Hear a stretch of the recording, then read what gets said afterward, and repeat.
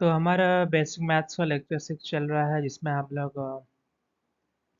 Complex number को cover करने वाले हैं। कॉम्प्लेक्स नंबर को कवर करेंगे। तो हमारा 6 टॉपिक में कॉम्प्लेक्स नंबर आता है। तो कॉम्प्लेक्स नंबर क्या है उसके बारे में बात कर लेते हैं। तो the number of the form a plus I B, ऐसा नंबर जो a प्लस आई बी के फॉर्म में हो, जहाँ पर जो है a और b belongs to real number, a और b रियल नंबर से बिलोंग करता हो, and i is equal to under root minus one. I की वैल्यू यही होती है। i is equal to under root minus one is known as complex number. Complex number वो है जो number a plus I B के form में रहेगा, और जहाँ पर ए बी जो है रियल नंबर से बिलोंग करेगा और i is equal to minus one होगा, तो वैसा नंबर को हम लोग कॉम्प्लेक्स नंबर कहेंगे। कॉम्प्लेक्स नंबर क्या है? तो कॉम्प्लेक्स एक ऐसा नंबर है जो a प्लस आई बी के फॉर्म में रहता है, फॉर्मेट में रहता है, जहाँ पर ए बी जो है रियल नंबर से बिलोंग करता है and I is equal to minus one होता है। तो ऐसे नंबर को हम लोग कॉम्प्लेक्स नंबर कहते हैं। इसको आगे तरफ और एक्सप्लेन करेंगे। ये डेफिनेशन है। डेफिनेशन में कुछ ज़्यादा डिफिकल्ट है नहीं, बिल्कुल साफ साफ है, समझ सकते हो कि ऐसा नंबर जो a प्लस आई बी के फॉर्म में रहा और जहाँ पर ए बी जो है रियल नंबर से बिलोंग करेगा, is equal to minus one रहेगा, तो इस नंबर को हम लोग कॉम्प्लेक्स नंबर कहेंगे। और complex number is denoted by Z. Complex number को डिनोट करते हैं, रिप्रेजेंट करते हैं जेड से। जैसे कि हमने रियल नंबर को डिनोट किया आर से, रैशनल नंबर को क्यू से किया, इरेशनल को Q raised to the power C से किया, इसी तरह से हम लोग जो है कॉम्प्लेक्स नंबर को जेड से डिनोट करते हैं या रिप्रेजेंट करते हैं। और यहाँ पे एक चीज़ आता है, set of all complex number is represented by. Complex number का जो पूरा सेट है ना, मतलब कॉम्प्लेक्स नंबर का एक सेट बनेगा ना, तो उसको इस तरीके से रिप्रेजेंट करते हैं। ये फॉर्मूला है उसका। उसका मैं अभी अच्छे से एलाबोरेट करता हूँ, देखो क्या होता है। जैसे कि मैंने कहा कि यहाँ पे सी जेड से होता है, complex number denoted by Z. यहाँ पे सी आया है, जो सी सेट है, कॉम्प्लेक्स नंबर का सेट है। जैसे कि कर्ली ब्रैकेट है, इसको एक ब्रैकेट हो रहा है, ये इसके लिए ये कर्ली ब्रैकेट और एक कर्ली ब्रैकेट इधर है, open curly bracket close curly bracket, ये पूरे के लिए। और ये जो है हमारा ब्रैकेट, तो x प्लस आई वाई, जहाँ पर x और y जो है belongs to real number and i is equal to minus one. जैसे कि हमने ऊपर देखा ना यार, यहाँ पे देखो a प्लस आई भी है, यहाँ पर देखो a प्लस आई भी है, यहाँ पर क्या है x प्लस आई भी, यानी कि a की जगह पे x आ गया और b की जगह पे y आ गया है ना? तो वही चीज़ है। और यहाँ पे भी देखो x पे बिलोंग्स टू r, यहाँ पे भी देखो x पे बिलोंग्स टू r, सेम चीज़ है। i is equal to minus one, I is equal to minus one. तो ये सेट है।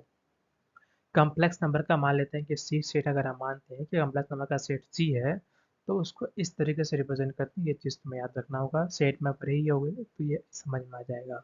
और यहाँ पे एक चीज़ आता है कि जो x है ना, यानी कि a वहाँ पर ऊपर वाले फॉर्मूले में और यहाँ पर x है, क्योंकि a की जगह पे x क्या है, दोनों एक ही चीज़ है।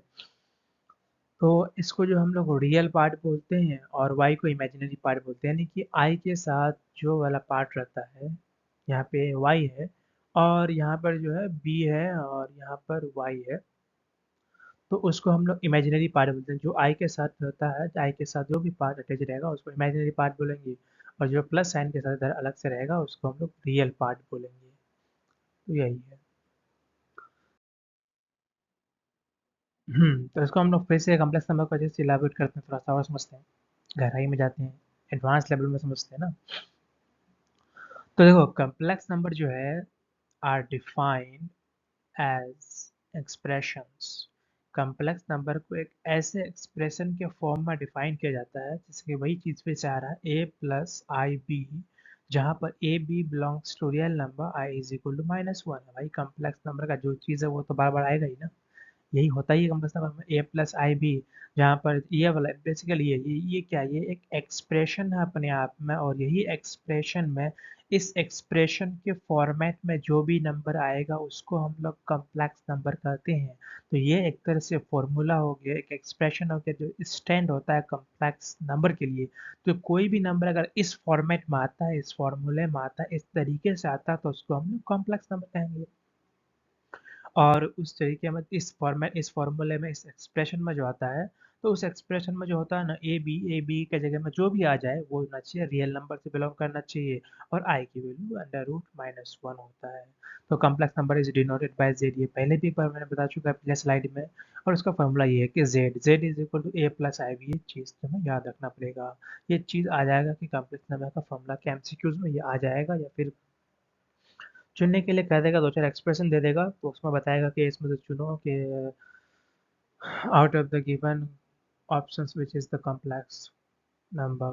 तो उसमें से तुम्हें चुनना पड़ेगा इस हिसाब से। तो ये अगर ध्यान में रहेगा ना तो तुम आसानी से चुन लोगे। और यहाँ पे फिर से वही बात है, ए जो है, A is called the real part, और आई के साथ जो है बी जो है इमेजिनरी पार्ट। ये मैंने पहले भी एक बार पिछले स्लाइड में तुम्हें बता चुका हूँ कि इमेजिनरी पार्ट है। और देखो, ये ए जो है उसको इस तरीके से भी लिखते हैं, जैसे कि ए लिखे, ए इज इक्वल टू रियल के लिए आर ई हो गया, और कॉम्प्लेक्स नंबर जेड, ये रियल पार्ट ऑफ जेड मतलब रिप्रेजेंट करता दर्शाता है ऐसा। और उसी तरह से अगर हम यहाँ इमेजिनरी पार्ट को देखें तो B is equal to imaginary होता है I M A ji I N वाला था ना, तो उसको हम लोग शॉर्ट में आई एम लिख के उसके बाद जेड कर दिए। तो इसको इस तरह से भी लिख सकते हैं। इसका ये मतलब हो गया कि B is the imaginary part of complex number. Z के जो है डिनोट करता है कॉम्प्लेक्स नंबर को, तो यहाँ पे हम कॉम्प्लेक्स नंबर बोल रहे हैं। तो इसको हम ऐसे बोलेंगे, B is the imaginary part of Z, यानी कि complex number, B is the imaginary part of complex number. बस यही चीज़ है। आगे के स्लाइड में जैसे कि हम लोग कॉम्प्लेक्स नंबर को यहाँ पे कॉम्प्लेक्स नंबर जो है दो तरीके से हम लोग जैसे कि ये कॉम्प्लेक्स नंबर का हमारा फॉर्मूला है, इसको तो हम याद रख चुकेंगे, अच्छे से याद रखना पड़ेगा हमें, भूलना ही नहीं है कभी। तो कॉम्प्लेक्स नंबर को अगर हम उसको आगे तरफ से करना चाहें कि आगे तरफ अगर ए या बी जीरो हो जाता है तो क्या क्या उसका आ जाएगा पहले से टर्म। तो देखो, कॉम्प्लेक्स नंबर में जैसे कि ए प्लस आई बी, जहाँ पर अगर B is equal to zero हो जाए, भाई B is equal to zero आ जाएगा, तो जीरो को आई से मल्टीप्लाई करोगे तो वो भी जीरो आ जाएगा, तो बचेगा सिर्फ ए। तो उसको क्या बोलेंगे, purely real number, purely real, उसको बोलेंगे प्योरली रियल कॉम्प्लेक्स नंबर। क्योंकि भाई देखो, B is equal to zero हो जाएगा, जीरो आई के साथ मल्टीप्लाई हुआ, किसी भी नंबर को जीरो के साथ मल्टीप्लाई करें तो वो जीरो हो जाएगा, यानी कि वो वाला पार्ट ही खत्म हो गया, बचा सिर्फ ए। तो ए क्या हो जाएगा, प्योरली रियल। और उसी तरह दूसरी तरफ देखते हैं कि अगर b is equal to zero नहीं हुआ, तो b is equal to zero नहीं हुआ तो वो हमारा नंबर जो है इमेजिनरी नंबर हो जाएगा, इमेजिनरी कॉम्प्लेक्स नंबर जो है इमेजिनरी हो जाएगा, क्योंकि उसमें एक पार्ट इमेजिनरी रहेगा ना, तो इमेजिनरी हो जाएगा। और उसी जगह अगर हम लोग यहाँ पे a is equal to zero, A यानी कि जो रियल पार्ट था अगर वही जीरो हो जा रहा है, तो बचता क्या है हमारे पास, आई बी क्या है, आई तो भाई, आई जो बी जो है वो इमेजिनरी नंबर है। जब ए खत्म ही हो गया तो उसको प्योरली वो इमेजिनरी हो गया, वो प्योरली इमेजिनरी हो गया। अगर बी जीरो नहीं होता है तो वो इमेजिनरी नंबर है, लेकिन अगर ए जीरो हो जाता है तो वो प्योरली इमेजिनरी नंबर है। समझ रहे हो ना, नहीं समझे, देखो यहाँ पे आ जाओ, z is equal to A plus I B. अगर ये क्या है, ये रियल पार्ट है, real part of complex number. अगर ये जीरो हो जाएगा, ये मान लेते हैं कि ये जीरो हो गया, तो ये क्या बचा, ये बचा। अब ये क्या है, ये तो बी क्या है, बी इमेजिनरी है। तो अगर ये जीरो हो गया, सिर्फ यही बचा, और कोई बचा क्या, नहीं, तो इसीलिए तो उसको प्योरली इमेजिनरी हम बोल रहे हैं।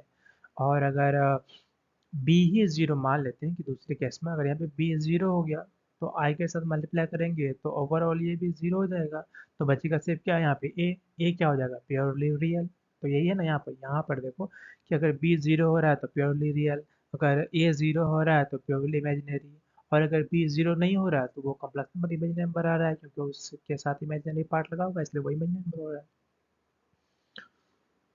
तो इसमें यही चीज़ था। हाँ, यहाँ पे है important points to remember after understanding, याद तो करना है पर समझने के बाद, समझ रहे हो ना। तो हमारा पहला पॉइंट रहता है इम्पोर्टेंट पॉइंट में, the set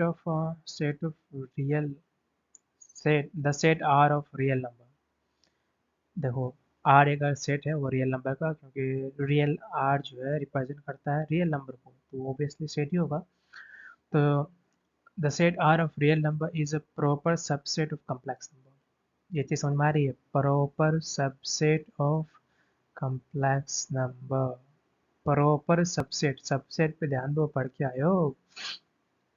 proper subset of complex number, तो उसको मैं आगे से समझाता हूँ। कॉम्प्लेक्स नंबर का जो कॉम्प्लेक्स नंबर सिस्टम है वो इस तरह से होता है। एन जो होता है natural number, W whole number, C I जो है integer, Q rational number, R real number, और ये सी जो है ये हमारा कॉम्प्लेक्स नंबर को भी डिनोट करता है। सी फॉर कॉम्प्लेक्स भी कहा जाता है, जेड भी होता है, यहाँ पे सी दिया है, सी से रिप्रेजेंट कर रहा है, जेड भी रिप्रेजेंट करता है। तो कभी कभी सी भी आ जाता है, कभी कभी जेड भी आ जाता है। ये सी है, सी, कैपिटल सी। तो इसको बोलते हैं हम लोग, ये चीज़, इसको मैंने ड्रॉ किया ये वाला, ये होता है सबसेट। ये इसको मैं फिर से लिखता हूँ ऐसे करके, ये होता है सबसेट। यानी कि natural number is a subset of whole number is a subset of integer, integer is a subset of rational number is a subset of real number is a subset of complex number. तो ये तुम्हारा complex number system का ये वाला formula, इसे भी याद रखना है। यहाँ एक्स्ट्रा लगा रहा हूँ मैं। हाँ, मान लेते हैं कि सेट ए में ए जो एलिमेंट होता है, सेट के अंदर जो भी होता है वो एलिमेंट होता है ना। बी एक ए एक एलिमेंट है, बी एक एलिमेंट है, सी एक एलिमेंट है, डी एक एलिमेंट है, ई एक एलिमेंट है, एफ एक एलिमेंट है, जी एक एलिमेंट है। तो उसी तरह से सेट बी के अंदर 3 एलिमेंट है, सेट ए के अंदर 7 एलिमेंट है। तो देखो, बी के अंदर 3 एलिमेंट है, बी सी एफ, और ए के अंदर भी है ना वो चीज़, बी सी और एफ। तो सेट बी के अंदर 3 एलिमेंट है, और वो तीनों एलिमेंट ए के अंदर भी है। तो ऐसे कंडीशन में बी को हम लोग कहेंगे कि B is the subset of A, या फिर इसको ऐसा भी कह सकते हैं, B is the proper proper subset of A. दोनों से समझ में आ जाएगा। B is the proper subset कहो या सबसेट कहो, दोनों ही। प्रॉपर सबसेट में भी वो सारे एलिमेंट को कंसीडर करना पड़ेगा, सेट बोलेंगे तो भी सारे एलिमेंट को ही कंसीडर करने का। सारे एलिमेंट से मतलब है कि बी सी एफ, बी के अंदर जो 3 एलिमेंट है बी सी एफ, वो तीनों एलिमेंट ए के अंदर भी आ रहा है। इस वजह से हम लोग कहेंगे कि बी जो है एक प्रॉपर सबसेट है ए का।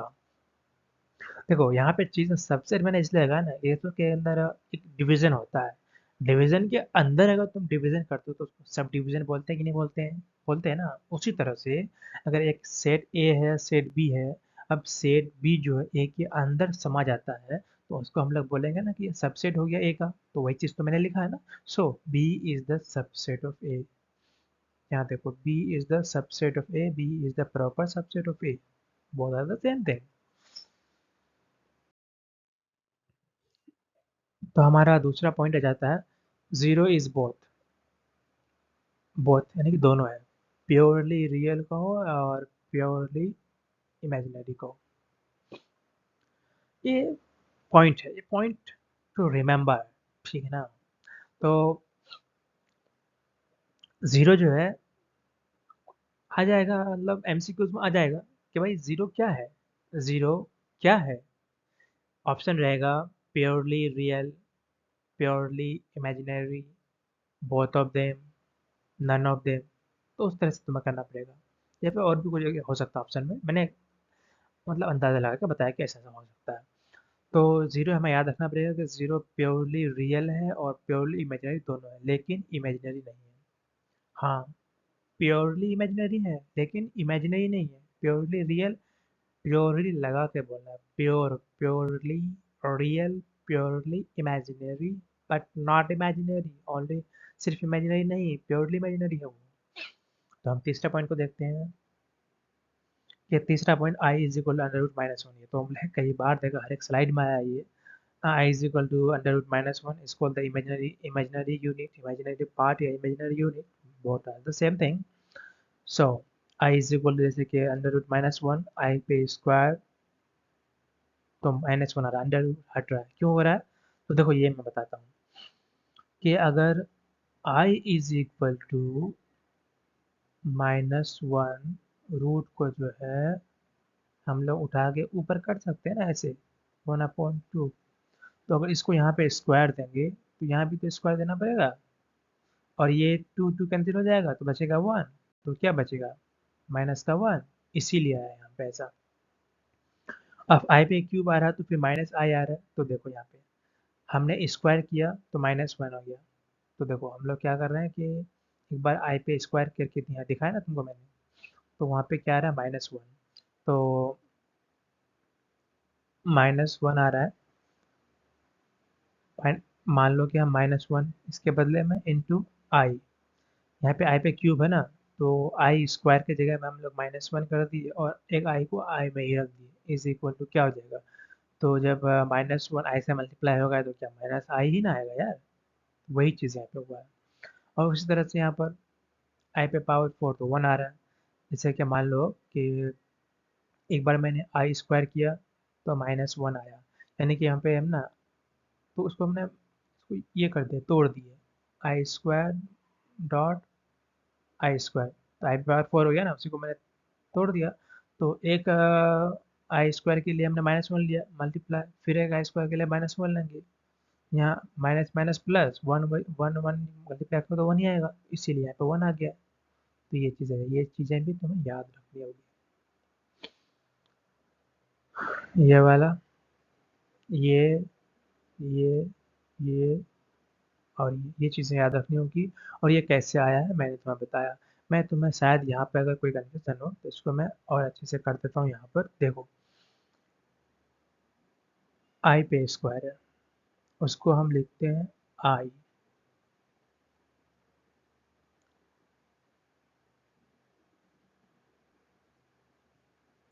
आई क्या था, आई इज इक्वल √-1।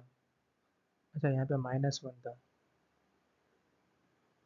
चलो इसको यहाँ से हटाओ, मैं यहाँ लिख देता हूँ आई स्क्वायर।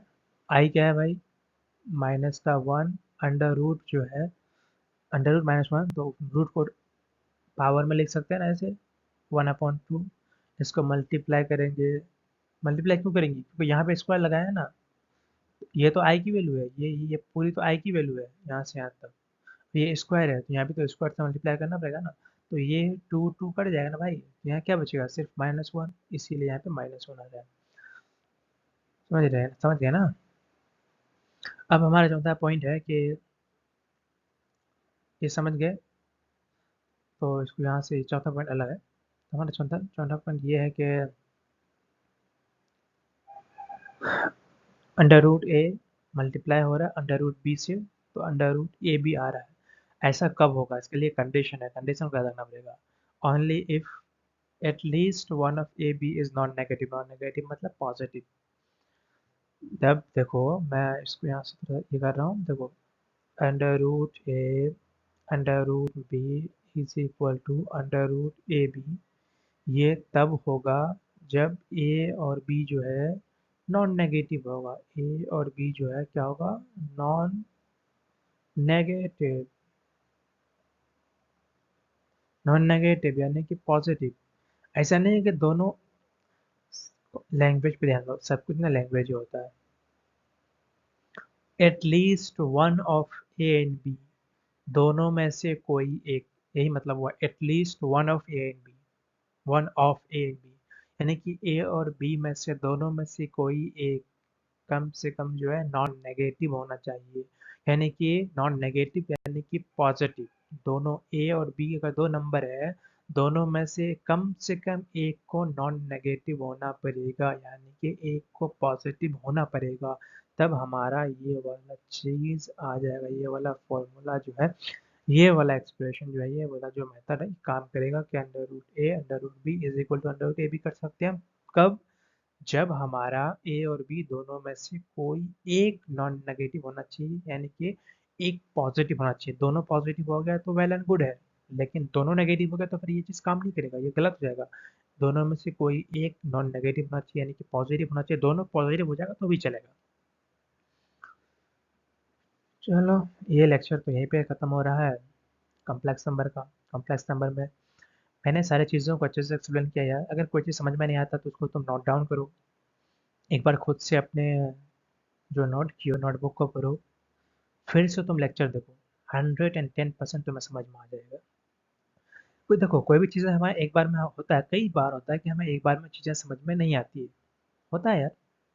तो उसको हम पहले लेक्चर देखते हैं, पढ़ने का जो तरीका है मैं वो बता रहा हूँ। तो सबसे पहले हम लेक्चर देखेंगे, जितना भी हो सकेगा उसको हम समझेंगे, उसको नोट डाउन करेंगे अच्छे से, साफ साफ सुथरे से। फिर जो है हम अपने नोटबुक को पढ़ेंगे, समझ में आ गया तो आ गया, और अगर बाई चांस नहीं आता है तो एक बार फिर से तुम लेक्चर को देख लो, मैं गारंटी देता हूँ 110% तुम्हें समझ में आ जाएगा। ऐसे ही होता है। तो चलो फिर, बाकी कोई डाउट होता है तो बताना, कमेंट में बता सकते हो, या फिर डिस्क्रिप्शन में जो है टेलीग्राम का ग्रुप का लिंक है, वहाँ पे ज्वाइन कर सकते हो, या फिर इंस्टाग्राम में, फेसबुक में। ये लेक्चर फेसबुक में भी अपलोड होता है, यूट्यूब में भी अपलोड होता है, तो तुम जहाँ भी हो सके वहाँ से तुम्हें, अगर फेसबुक में देख रहे हो तो मैं देखना है कि यूट्यूब में ज़्यादा कन्वीनियंट लगता है, यूट्यूब में शिफ्ट हो सकते हो, यूट्यूब में देख रहे हो तो मैं फेसबुक में कन्वीनियंट लगता है तो फेसबुक में शिफ्ट हो सकते हो। मतलब अगर और भी कोई परेशानी आता है, कोई लेक्चर को एक्सप्लेन करना है तो वो तुम बता सकते हो। चलो फिर मिलते हैं अगले लेक्चर में।